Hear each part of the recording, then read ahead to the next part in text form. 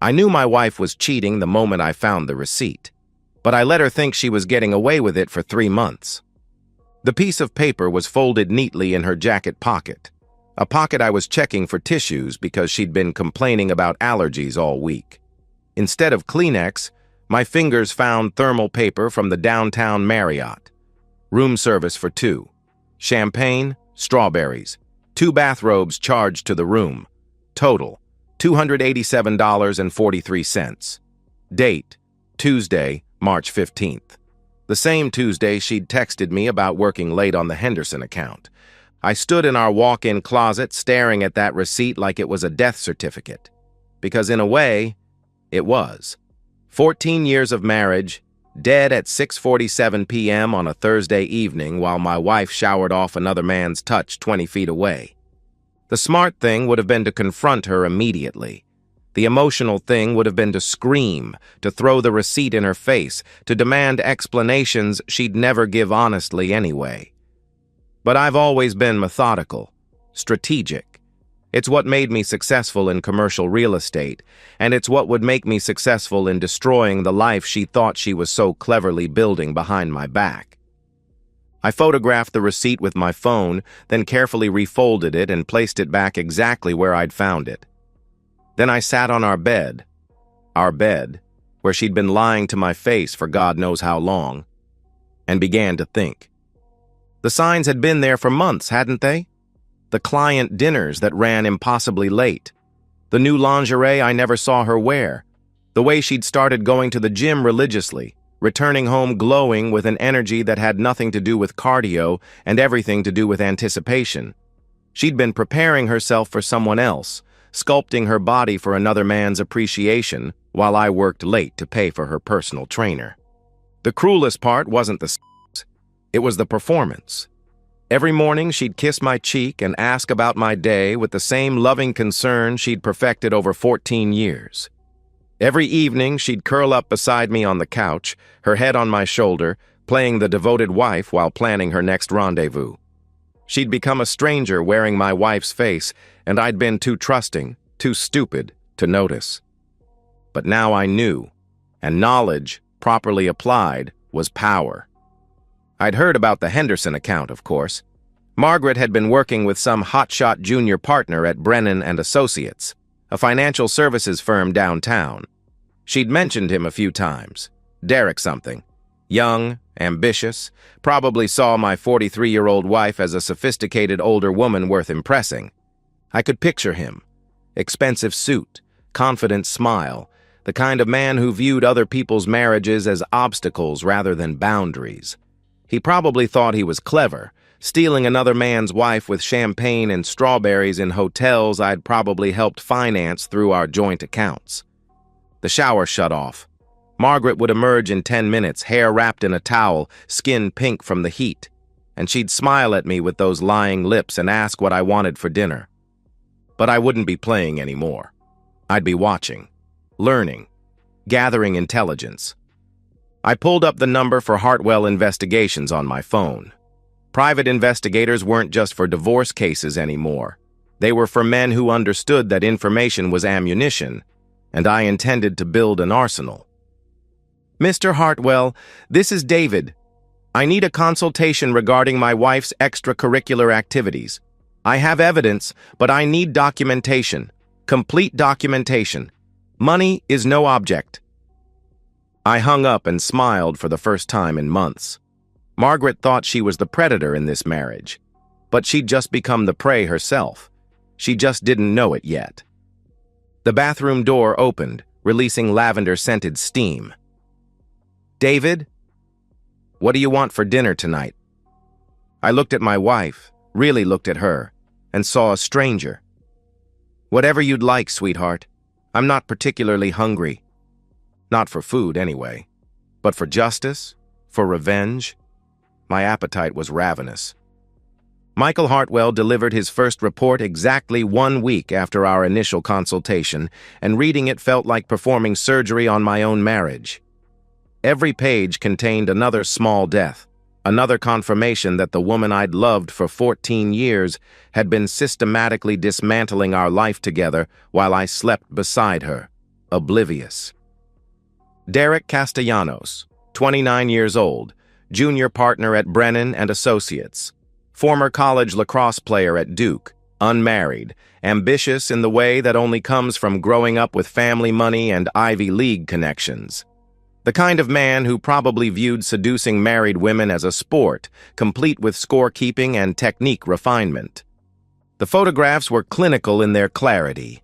Margaret laughing at something Derek said over lunch at Meridian, the upscale restaurant where she'd never taken me despite my suggestions. Margaret's hand covering his across a corner table at Sapphire Lounge, the intimate cocktail bar she'd claimed was too stuffy when I'd wanted to celebrate our anniversary there last year. Margaret walking into the Hampton Inn on 5th Street, Derek following exactly 7 minutes later, a pattern they'd apparently perfected to avoid being seen together. But it was the surveillance video that truly revealed the scope of her deception. Hartwell had managed to capture 23 minutes of footage from the hotel's lobby camera. I watched my wife of 14 years transform into someone I'd never met. Her laugh was different, throatier, more sexual. Her walk was different, a subtle sway that advertised availability. Even her posture was different, shoulders back, chin raised, projecting a confidence she'd never shown me. She was performing femininity for Derek the way actresses perform for cameras, and the performance was flawless. The most damaging evidence wasn't visual, it was temporal. Hartwell had cross-referenced Margaret's claimed work schedule with her actual whereabouts, building a comprehensive timeline of deception. The Henderson account required approximately 6 hours of weekly client interaction. Margaret had been billing nearly 20 hours weekly to Henderson-related activities, while spending an average of 14 hours per week in hotels, restaurants, and Derek's downtown apartment. She wasn't just cheating. She was stealing time from our marriage and billing it to her lover like a prostitute with a retainer. The confrontation scene I'd been imagining wasn't about emotion anymore, it was about strategy. Margaret wasn't just betraying our marriage, she was investing in a future that didn't include me. She was building a new life while using our shared assets as startup capital, planning her escape while keeping me as a financial safety net. The divorce attorney I consulted, Patricia Vance, was renowned for her scorched earth approach to matrimonial warfare. Her office walls displayed framed newspaper clippings detailing high-profile cases where she decimated unfaithful spouses with surgical precision. "Your wife has been remarkably careless," Patricia observed, spreading the photographs across her conference table like tarot cards predicting doom. The paper trail alone would be sufficient for a fault-based divorce in this state. "I want more than a divorce," I told her. "I want consequences." Patricia smiled with predatory satisfaction. "Then we'll give her consequences." We spent 3 hours mapping strategy. Asset protection came first, quietly moving funds from joint accounts to individual holdings, documenting every shared investment and property acquisition, preparing for the legal battle Margaret didn't know was coming. Patricia recommended a forensic accountant to trace every dollar Margaret had spent on her affair, building a case for reimbursement of marital assets used to fund adultery. "Let her think she's winning," Patricia advised. "Cheaters become overconfident when they believe they're undetected. She'll make mistakes." That evening, I watched her prepare for another client dinner with new eyes. The careful makeup application, the outfit selection, the perfume she'd stopped wearing for me months ago. Every detail was a weapon she was sharpening for someone else. "Henderson account again?" I asked, sipping wine while she checked her reflection. "Unfortunately," she sighed, practicing the weary expression she'd perfected. "Derek thinks we can close the deal if we work through some details tonight." Derek. She'd said his name with unconscious familiarity, the way she used to say mine. That slip would have destroyed me 3 months ago. Now it was simply more evidence for Patricia's files. After she left, I poured another glass of wine and opened Hartwell's latest report. Tonight, when Margaret thought she was safest, when she believed her secret was secure, Hartwell's team would be documenting every kiss, every caress, every moment of passion my wife shared with her lover. In 3 weeks, I was going to destroy her world completely. I selected my charcoal Armani for the confrontation, the same suit I'd worn to close the Meridian Tower deal, the same suit Margaret had once called devastatingly handsome. The manila folder containing divorce papers sat on my dresser like a loaded weapon, 47 pages of legal documentation that would transform my wife from partner to adversary with the stroke of a pen. 3 months of surveillance had revealed their pattern with mathematical precision. Every other Wednesday, Margaret would claim a late Henderson account emergency, while Derek would mysteriously cancel his evening appointments. They'd meet at the downtown Marriott, the same hotel where I'd first discovered their affair. Room 847, always room 847. I arrived at the Marriott at 5:30 p.m., 2 hours before their scheduled rendezvous. The lobby lounge provided perfect surveillance angles while maintaining the appearance of a businessman waiting for clients. I ordered Macallan neat and positioned myself with clear sightlines to the elevator bank. At 7:43 p.m., Derek entered through the main entrance wearing confidence like expensive cologne. 6'2", athletic build, the kind of casual arrogance that comes from never facing real consequences. He moved through the lobby like he owned it, probably because he'd been conducting his affairs here long enough to feel proprietary about the space. Margaret appeared at 7:51 p.m., 8 minutes of strategic delay designed to avoid the appearance of coordination. She wore the black dress I'd bought her for our anniversary last year, the one she'd claimed was too fancy for anywhere we'd go. Apparently, Derek merited special occasion attire. Watching them reunite near the elevator was like observing wildlife, predators recognizing each other through instinctual signals. Derek's hand found the small of her back immediately, guiding her toward the elevator with practiced familiarity. Margaret laughed at something he whispered, the sound carrying across the lobby with crystalline clarity. They were happy, genuinely, radiantly happy, in a way that illuminated how miserable our marriage had become. Margaret hadn't looked at me with that kind of anticipation in years, hadn't touched my arm with that unconscious intimacy, hadn't smiled with that unguarded joy. The elevator doors closed on their ascending passion. I finished my Macallan, straightened my tie, and began the most important negotiation of my career. 8th floor, down the hallway to room 847. I could hear their voices through the door, Margaret's laugh, Derek's deeper rumble, the clink of champagne glasses. They were celebrating something, probably the thrill of believing they were untouchable. I waited exactly 10 minutes, long enough for them to settle into their ritual, to shed the pretense of business meetings and embrace the reality of their affair, long enough for them to believe they were safe in their stolen sanctuary. The knock was firm, but not aggressive, professional, the kind of knock that suggested room service rather than vengeful husbands armed with divorce papers. Footsteps approached the door. A pause while someone checked the peephole. The chain rattled. The deadbolt turned. The door opened 6 inches, revealing Margaret's face framed by the security chain. Her expression cycled through emotions like a slot machine. Curiosity, confusion, recognition, and finally, absolute horror. The color drained from her face as our eyes met through that 6-inch gap.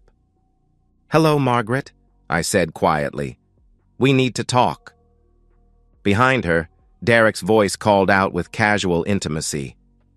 "Who is it, babe?" The endearment hung in the air like smoke from an explosion. She was his babe now, his secret girlfriend, his sophisticated older woman.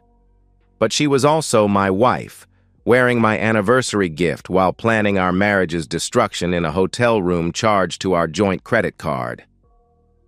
"It's..." Margaret's voice cracked. "It's my husband." The silence from inside the room was deafening. I could picture Derek's face, the exact moment when his fantasy collided with reality. Margaret's hands shook as she fumbled with the security chain. She opened the door wider, revealing herself in the silk robe the hotel provided. Her hair was disheveled, her lips swollen, her face flushed with passion that wasn't meant for me. "David, I can explain," she began. "No need," I interrupted, extending the manila folder with surgical precision. "Everything's explained in here." She took the folder with trembling fingers, her eyes never leaving my face. Behind her, Derek appeared in the doorway wearing nothing but hotel towels and panic. Up close, he looked younger than his 29 years, his face pale with the realization that his sophisticated affair had just become a legal liability. "Divorce papers," I explained conversationally. "Your attorney will want to review them carefully, particularly the sections regarding fault-based proceedings and asset division. Patricia Vance is very thorough." Margaret's knees buckled slightly at the mention of Patricia's name. Derek's face went gray as he processed the implications of being named as co-respondent in a high-profile divorce case. "David, please," Margaret whispered. "Can we discuss this at home?" "We're past private discussions," I replied. "We've been past them for 3 months. Every lie you told, every fabricated work emergency, every passionate evening you spent with Derek while I waited at home believing in our marriage. Patricia has documentation of all of it." The folder slipped from Margaret's numb fingers, papers scattering across the hotel room floor like prophecies of doom. 14 years, I said, my voice carrying down the hallway with absolute clarity. 14 years of marriage, and this is how you chose to end it. I turned and walked away, leaving them both frozen in that doorway, surrounded by scattered legal documents and the wreckage of their carefully constructed fantasy. My footsteps echoed down the hallway with the measured cadence of a man who'd just won the most important victory of his life. The war was over. Margaret just didn't know it yet. Margaret didn't come home until 3:17 a.m., and I was waiting, not dramatically, no sitting in darkness with brandy. I was in my office, reading contracts with the same methodical attention I'd given our marriage's destruction. Work continued, life continued, only Margaret's world had ended. I heard her key in the lock, the careful quiet of someone hoping to avoid confrontation. Her heels clicked softly across our hardwood floors as she tried to navigate to the guest bedroom without waking me. "Margaret." My voice carried through the house with calm authority. "We should talk." She appeared in my office doorway, still wearing that black dress, now wrinkled and stained with tears. Her makeup had long since dissolved, leaving her face raw and exposed. She looked like a woman who'd spent hours arguing with her lover about whose fault it was that their perfect affair had exploded into legal consequences. "David, she began, then stopped. What could she possibly say? "Sit down," I said, gesturing to the chair across from my desk. The same chair where she'd once helped me review mortgage documents for our house, where we'd planned vacations like the partnership we'd once been. She sat carefully, as if sudden movements might trigger additional catastrophes. Smart woman. Catastrophes were definitely still available. "I've spoken with Patricia," I continued, shuffling through papers with deliberate calm. "The preliminary settlement offer is quite generous, considering the circumstances. You'll receive 15% of our combined assets, the Honda, and 30 days to vacate the premises." Her face went white. 15%? David, that's impossible. I'm entitled to half of everything we built together. "Everything we built together?" I repeated, finally looking up from my papers. "Margaret, you've been stealing from our marriage for 3 months, using our joint accounts to fund your affair. The forensic accountant Patricia hired has traced every expenditure. Restaurants, hotels, gifts, $6,700 in marital assets spent on adultery." Margaret's mouth opened and closed like a fish drowning in air. She'd never considered the financial implications of her affair, never imagined that romance had a paper trail that accountants could follow like bloodhounds. "And Derek?" I asked conversationally. "How did he react to becoming evidence in a high-profile divorce case?" Her silence was answer enough. Derek had probably retreated faster than Napoleon from Moscow once he realized that seducing married women carried consequences beyond guilty pleasures. "He's not taking my calls," she whispered finally. "Smart man," I observed, though about 6 months too late for that intelligence. The next 3 hours were a masterclass in controlled destruction. Margaret tried every argument: tears, anger, pleading, bargaining. She claimed temporary insanity, midlife crisis, anything that might preserve some fragment of the life she'd systematically demolished. But Patricia had prepared me for this performance. Cheaters always tried to minimize their betrayals once consequences arrived. They'd claim confusion, temporary insanity, love for their spouses despite overwhelming evidence to the contrary. "I love you," Margaret finally sobbed. "I know I made mistakes, but I love you.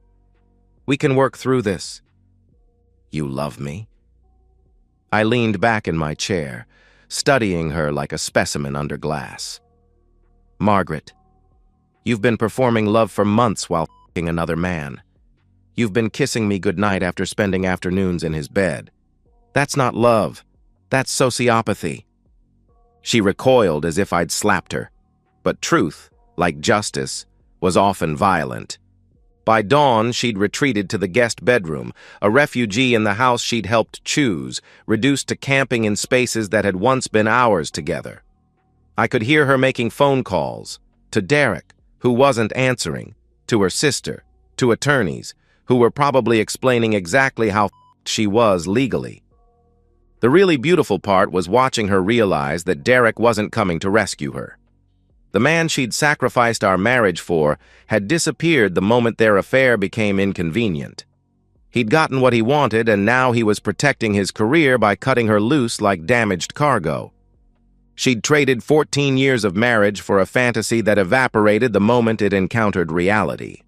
Over the following weeks, I watched her lawyer attempt increasingly desperate strategies. Character assassination, claiming I'd been emotionally abusive, suggesting that her affair was somehow my fault. But Patricia had evidence, and evidence trumped narrative every time. The surveillance photographs were particularly devastating in depositions. Watching Margaret's attorney review images of his client passionately kissing another man in hotel lobbies was like watching someone's faith die in real time. By November, Margaret's resistance had crumbled entirely. Her lawyer recommended accepting our settlement offer rather than risking a trial that would destroy what remained of her reputation. She'd moved back to her parents' house in Ohio, a 42-year-old woman starting over with nothing except the memories of a marriage she'd murdered for temporary pleasure. I felt no guilt about her circumstances. She'd made her choices with clear knowledge of potential consequences. She'd simply gambled that I was too weak, too trusting, or too comfortable to call her bluff. She'd gambled wrong. 6 months after signing the final divorce papers, I stood in my new downtown apartment watching the sun set over the city Margaret and I had once planned to grow old in together. The space was modern, minimalist, designed for a man who'd learned to prefer solitude to deception. No shared closets hiding hotel receipts, no joint accounts funding other people's romances, no performance of domestic bliss masking systematic betrayal. Margaret's destruction had been total and precise. Her position at the firm had become untenable once news of the affair spread through professional circles. Derek had transferred to the firm's Seattle office, probably hoping geography could erase his reputation as a homewrecker. Margaret had moved back to Ohio, living with her parents like a teenager who'd made catastrophically bad decisions.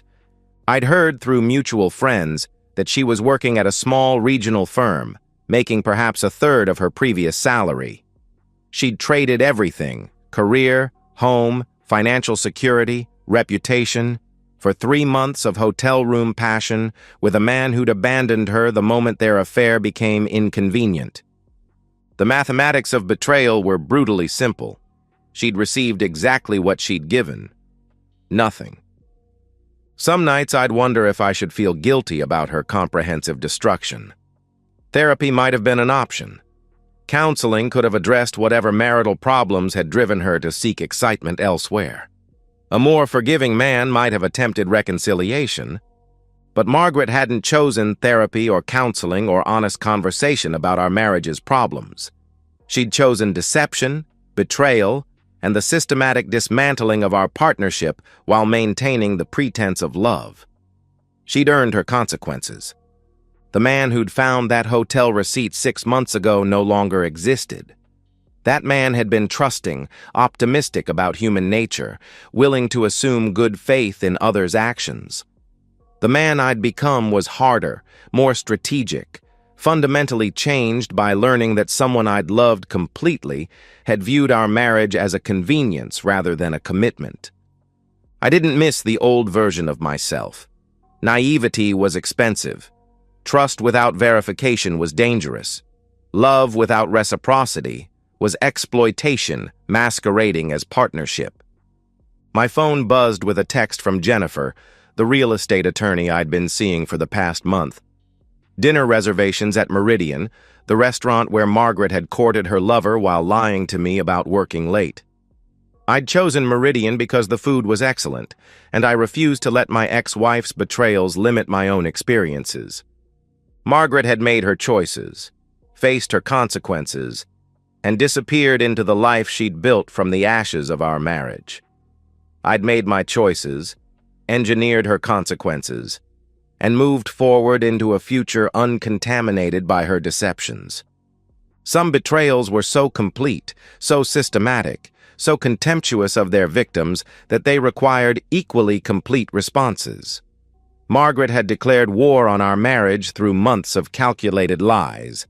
I'd simply ensured she lost that war as completely as she deserved to lose it. Tomorrow would bring new deals, new possibilities, new relationships built on honesty rather than performance. The future stretched ahead like an empty canvas, unmarked by other people's betrayals or my own naive assumptions about human nature. I closed the blinds, straightened my tie, and headed out to dinner with a woman who'd never seen me as anything other than exactly who I was. No lies, no performances, no hidden agendas. Just the truth. Finally, beautifully, completely the truth. And so, we've reached the end of today's story. Was it what you expected, or did it take a twist you didn't see coming? I'm curious to hear your thoughts. Share them in the comments below, and let's get a conversation going. If this story kept you hooked, make sure to hit that like button. And if you're new here or just haven't subscribed yet, now's the perfect time to join our community. I bring you fresh, captivating stories every day, so click that subscribe button and turn on notifications so you never miss out. Thanks for watching, and I'll see you in the next one.